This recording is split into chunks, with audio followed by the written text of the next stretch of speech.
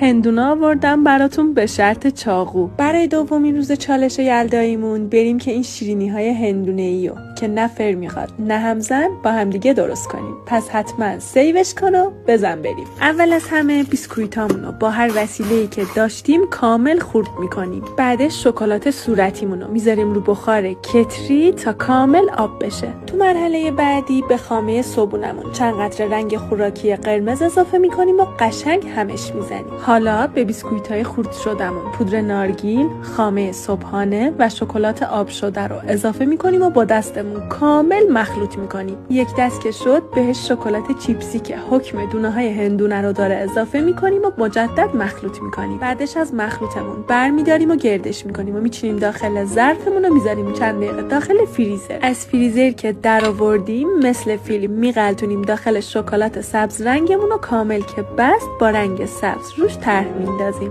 نوش جونتون.